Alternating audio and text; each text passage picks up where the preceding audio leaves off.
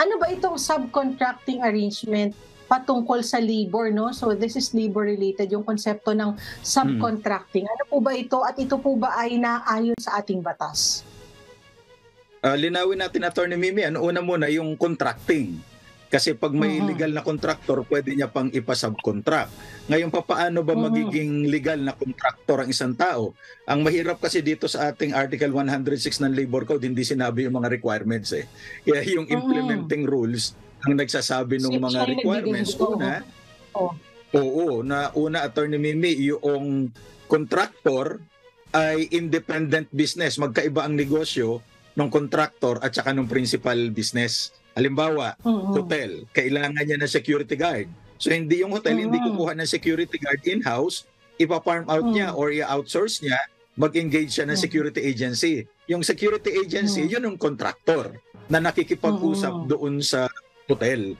So ngayon, yung contractor na ito, may iba pang requirements. Ituloy ko lang, Attorney Mimi. Pangalawa, meron siyang substantial capital in the form of equipment, tools, machineries, at ang sabi ng Department Order 174, Series of 2017, ay may not less than 5 million pesos paid up capital. Kung sole proprietorship naman, not less than 5 million net worth or net asset. Tapos, doon sa kontrata nila, sige, di yung 5 million, kasama po doon yung machinery o dapat separate po yung 5 million? Pwedeng isama na yung halaga ng machineries at saka mga office equipment.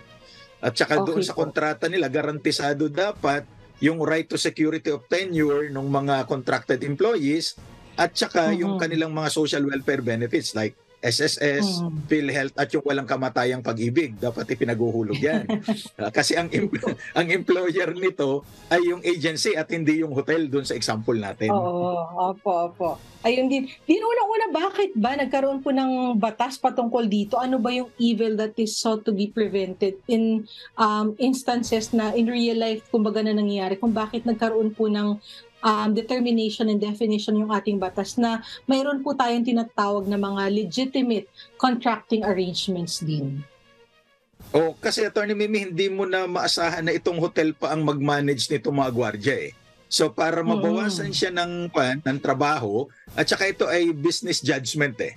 Kung sa tingin niya mas makabubuti para sa kanyang negosyo na ipa-outsource niya na lang yung serbisyo, mas maganda. Kaya lang dapat ang kukunin niyang contractor ay yung hindi lumalabag sa batas at yung may compliance doon sa mga kailangang na requirements ng ating mga batas.